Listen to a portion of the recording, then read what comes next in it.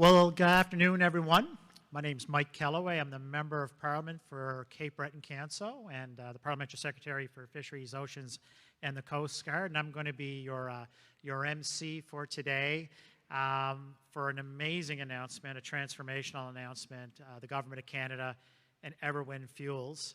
We have a host of people that I want to introduce to you that will be coming up to the mic. First and foremost, I want to introduce the Honourable Sean Fraser, Minister of Housing, Infrastructure and Communities.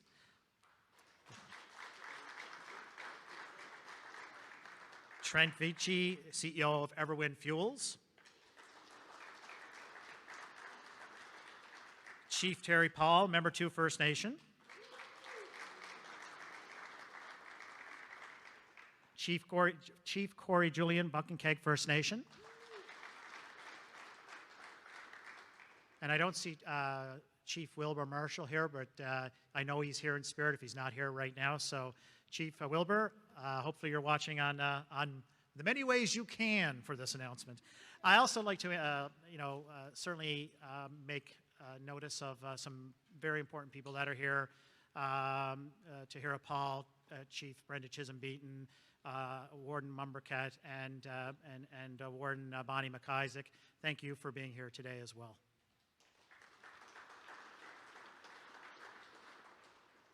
So I'm glad there's a podium here, simply because I'm absolutely thrilled and excited, so I need to actually hold on to something while I'll speak. I'll say a couple of things before we go into the announcement and the rest of the speakers. When we speak of rural development, I often think of some comments that Sean Fraser has mentioned many times in the House and many times in meetings, caucus meetings and whatnot, that rural Canada can and will punch above its weight. Today is an example of that. When we think of the new economy, we think of renewable energy, we think about greening our own grid, but also exporting the renewable energy to the rest of the world, and do it here in Nova Scotia. That's something special.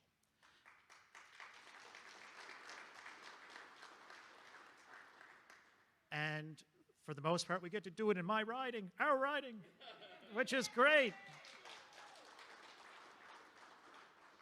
I'd like to just say a few words about Sean. Sean is the Minister for Nova Scotia. If you see Sean in the House, it's indicative of his work.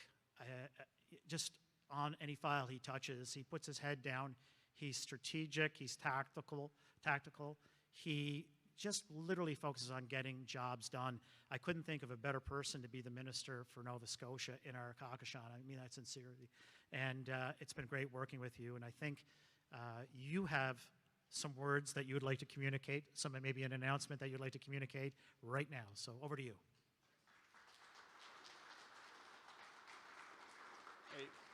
Hey, thanks very much, Mike. And I'll tell you, it really helps when you have strong community advocates who sit in the House of Commons. And Mike Kellaway has been a staunch defender of the interests of his constituency, but for rural Nova Scotia more broadly, and is a big part of the reason that we get to stand up here today to share some very good news. Gway Nindawisi, Sean Fraser, well, Dosi Gisuk Basin de Gwayanuk. It's so wonderful to see so many people here. I want to thank in particular Trent, Chief Corey, Chief Terry, and Tahira, representing certain partner communities who are a tremendous part of the announcement that we're going to be able to share today. We're here to celebrate a tremendous advancement in a green energy hub that is going to put Nova Scotia on the map as a global leader when it comes to the transition to a clean economy. One of the reasons that this means an awful lot to me is not just the imperative that we do our part to reduce emissions, but what this is going to mean for rural Nova Scotia. One of the reasons that I first decided to run for public office 8 years ago now was that I saw what happens to communities that experience slow economic growth when young people move away from home. I come from Pictou County, Nova Scotia, and we have some of the very similar features to our community that much Cape Breton does. I remember some of the hot issues during my first election campaign involved the closure of a local elementary school and the loss of a mental health unit at the largest regional hospital in northern mainland Nova Scotia. These things were happening because people were leaving our community in droves. I know well because I was one of them. When I finished my own schooling, I made a decision to move out west to pursue a job that would allow me to pay down my student loans. My oldest sister, who was a family doctor, moved to Northern Ontario. One of my other sisters became a chiropractor, moved to Northern Ontario. Some of my younger sisters became teachers and weren't able to find work locally. And my youngest sister, I got a lot of sisters, by the way. My youngest sister became an accountant and moved to the city. 10 years before, had you asked us what we wanted to do, none of us would have known the answer. But we all would have told you that we wanted to be able to live around home, work around home, and make a difference around home. 10 years removed from that time, we were all spread out across Canada, trying to figure out what we were going to do to create an opportunity for ourselves to get back home. When we make investments in Nova Scotia that create jobs, we create an opportunity for young people to raise their families in the community where they grew up. And if that's something we're able to promote, I feel like that we will have done something meaningful with our time in politics. Today, we're here to talk about an opportunity that green hydrogen represents. This is an industry that will help transform our local economy, but will play a major part as the world seeks to decarbonize and move towards a clean economy. There's a lot that goes into establishing a new industry from a government point of view, but also from a private company point of view. We set out to build a framework because we saw the opportunity. We have the resource necessary to produce renewable energy, particularly on the Atlantic coast with wind energy. We set down to create a framework that involved the creation of new investment tax credits, which can actually cover up to 40% of eligible capital costs for major facilities, which could translate into millions or even hundreds of millions of dollars in support for mega projects. We also got to work with some partners on the global stage, in particular with Germany, and establish what's known as the Canada-Germany Hydrogen Alliance. There is a massive opportunity to become a supplier of choice as a trusted partner in the world with many of our European trading partners who are seeking to rapidly move away from the unreliable source of fuel they've been relying on, which has proven its unreliability, and that's, of course, Russia. As the world seeks to decarbonize, as the world seeks reliable partners who can produce clean energy, we got to be there with our hand up ready to go. But it's not enough to have a framework in place. You got to have companies who are actually going to build out the infrastructure and create the product that the world is calling for in large volumes. And that's where Everwind comes in. We've got Trent Vichy here, the head of the company, and I want to say thank you for believing in Nova Scotia and getting to where we are today. Because of the work that your company has done, we're in a position today to announce that Export Development Canada has reached an agreement in principle to support through financing $125 million towards the next step in the Everwind project.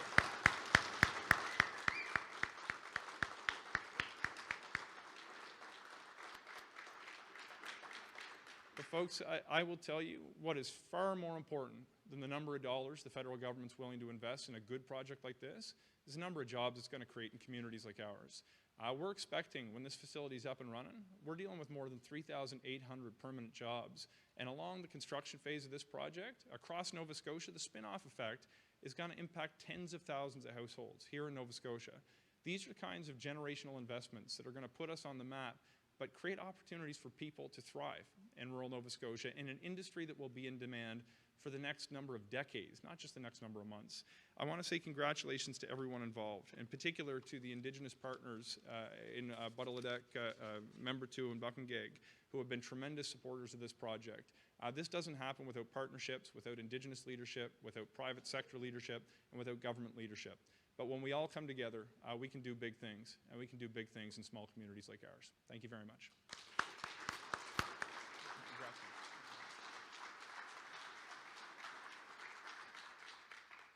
Thanks very much, Sean. I can calm down a little bit now. The rabbit is out of the hat. I also, before I introduce Chief Terry Paul and Chief Corey, I also want to acknowledge some other folks that are in the room. I see Warden Owen McCarron is here. Owen, thank you so much for being here. And Gordon McDonald from Guysborough, the municipality of Guysborough. Gordon, glad that you're here. And I know we have councillors from Inverness County and Richmond County and the town of Port Hawkesbury. And I'm sure if I went further back, I would find other people that are there. But all of you, thank you for coming. Next, I would like to ask Chief Terry Paul and Chief Corey Julian to come up to deliver remarks on behalf of Member 2 and Buckingeg First Nation.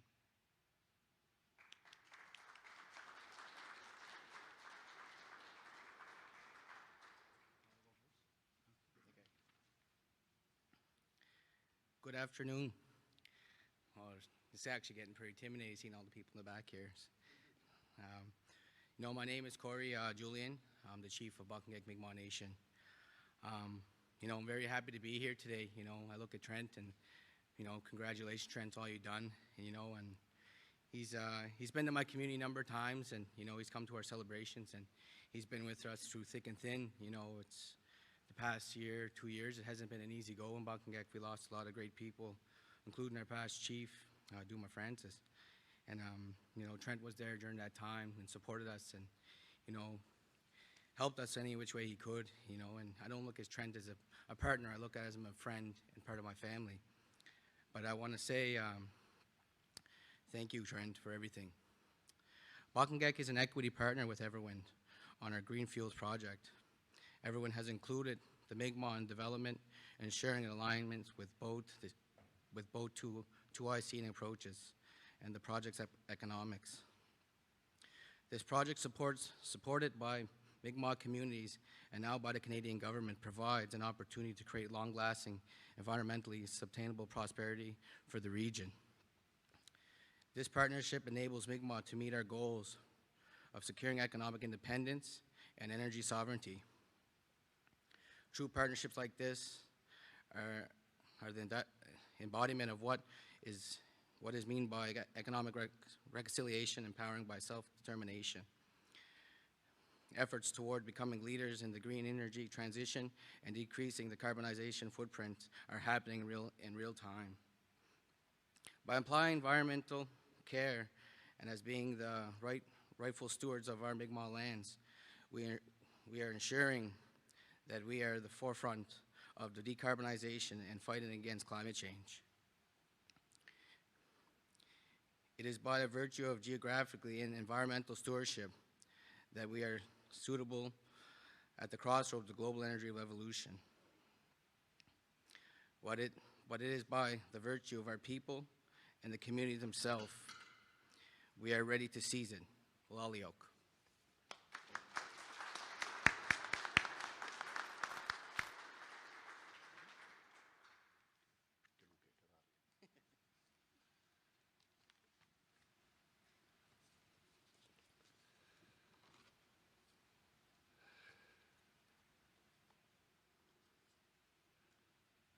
Waligiskig. Waldasi Bexin that Majino Bejidazi. At Jixidwinin, Tahoy, I was schooled to Begla. Ulaido says I'm Sid Winnick, Ladet. Just wanted to say that I'm very proud and glad that a lot of people are here to hear what is being announced. It will be a very good future for all the people that are here.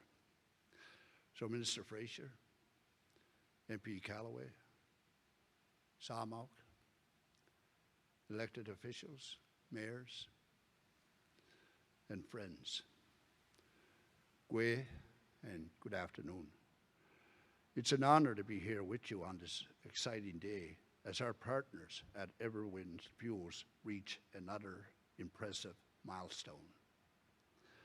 Since the beginning of this project, Trent and his team at Everwind have been working alongside my community of Membertou and the other Indigenous communities, Budledek and Botengek,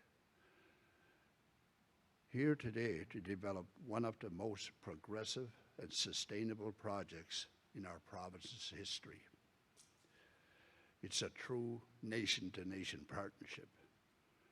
Trent visited us in our offices in Membertou a couple of years ago, looking to get to know us and learn about the Mi'kmaq and our culture.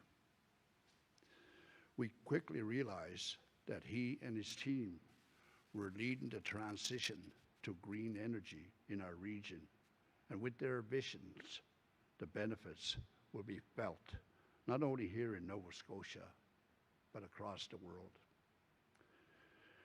Earlier this week, Trent said, climate change knows no borders. And I related to that. In Mi'kmaq culture, we focus less on man-made borders and have an appreciation for all the lands and the waters that were stewarded by our people for generations and still do today. The development of this project is setting an example for how partnership and economic reconciliation should be done. We are pleased to see our government, who has demonstrated time and time again their commitment to working against climate change, recognize the accomplishments that have been made on this project, including the collaboration of our communities. I want to thank Minister Fraser and MP Callaway for advocating and supporting our project. And lastly, I want to congratulate the entire team at Everwind on this exciting announcement, as I know they will work extremely hard, day in and day out. Together, we're moving in the right direction. We're creating opportunities to be part of the solution, one that future generations can be proud of. With Alio.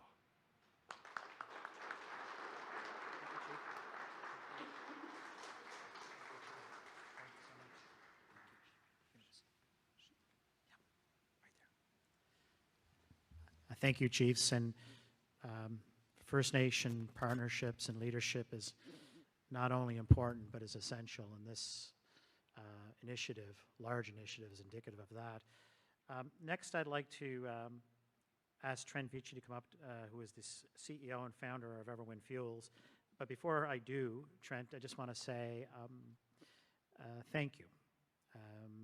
You have had a vision from day one. You're willing to put the weight into it, the time, the effort, the sweat equity, real dollars too. That's all important. I mean, the old saying is, I'll believe it when I see it, but I think you believed it first, and now we're seeing it. So you've kind of reversed engineered it, and we're appreciative of that. So with that in mind, please come up and say a few words, my friend.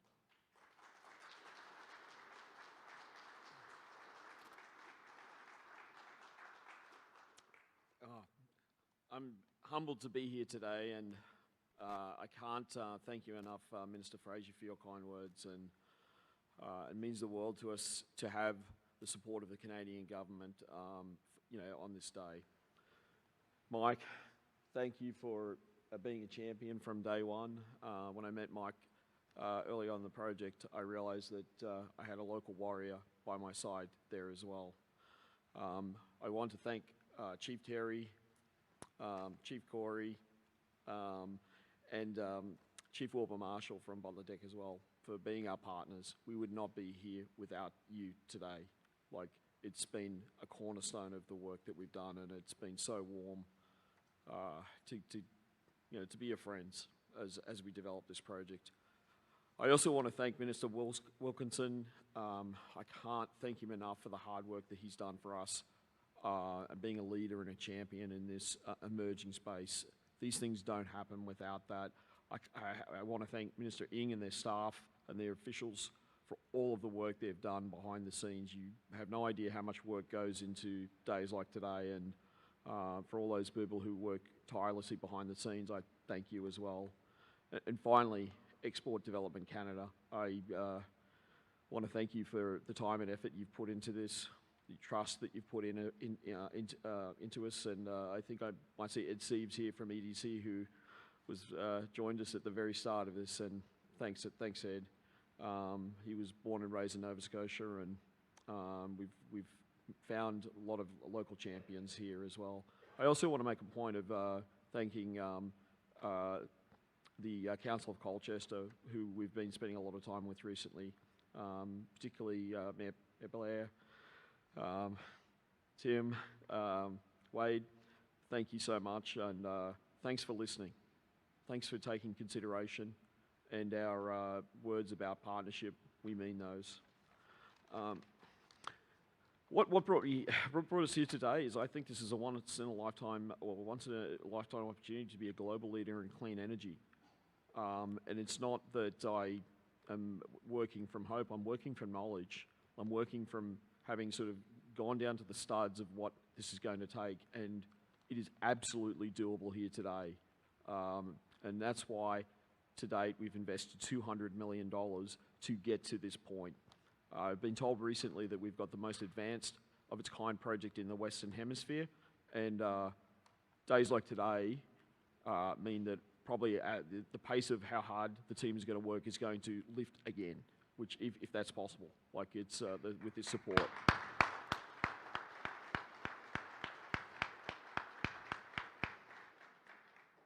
We want to seize the opportunity to be a first mover in this market. There is no reason that Atlantic Canada, Nova Scotia can't be a leader in this space.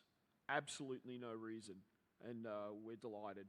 This will be a global race, and with this technology, etc., and with the production of clean fuels, we can either make it here or you can import it. And I think we should make it here, and I think that it's really important.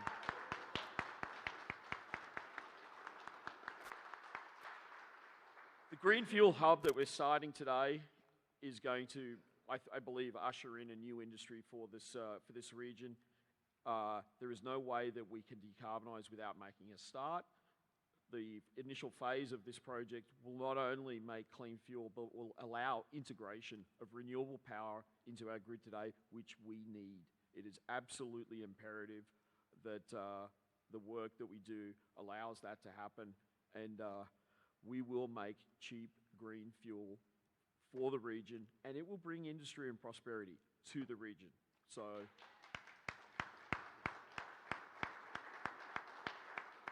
the comprehensive policies of the federal government developing will ensure Canada takes its place in the leadership here. So we at Everwind, we listened to the people of the region, Mayor Brenda, Mayor Amanda Marquette, Warden, and they said that you know, we want this here, and I actually read some of the earlier reports about wanting sort of leadership and some champions, and I'm glad to be here, because at the end of the day, this is going to be an Atlantic Canadian company, and we're going to grow a generation of Atlantic Canadian leaders here. So just want to thank you, the federal government. We wouldn't be here without you. We've listened, and we've invested ahead of this. So to have the partnership today, that's absolutely fantastic. I'm really proud of the work we've been doing with Nova Scotia, the government here, and their policies, and the work with Indigenous partners. I'll conclude by repeating that green energy is transitioning rapidly, but we just don't have time. And so we have started to work and invest, and the learnings that we've developed will give us a lead in this vital industry. We need clean fuels, and then we need clean hydrogen, and we need to start to show Canada like the production and how we can lead that forward. From the bottom of my heart, I really mean this for everybody here in the room. If I haven't mentioned you, I see you there, Gordon. I just cannot thank you enough. It's humbling to be here today, and thank you.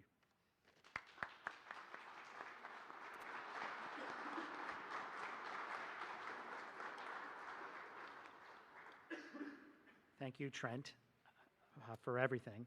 And Trent pretty much summed up everything else. You know, we want to be the leaders in terms of renewables, in particular green hydrogen. We have the resource, we have the partnership with the federal government, we have the partnership on the ground, we have the drive to make this happen, and now, you know, we have just received an injection of investment, but more than that, confidence. Confidence in Nova Scotia, confidence in northeastern Nova Scotia, confidence in Cape Breton, and everybody that resides in it. And I would say to the rest of Canada, don't bet against Nova Scotia in terms of green hydrogen. I want to thank everybody that came out this afternoon. I want to thank our speakers. I want to also say it's been a privilege to MC this event. It is a transformational announcement, but it's a transformational project that Sean said will lead to jobs, will lead to rural economic development, will lead to this part of Canada being a hub not just for the region, the country, but the world. So thank you so much for coming. And we'll go off to the side, the speakers, and if the media would like to come over to ask any questions of us, please do so. Thanks so much, and stick around.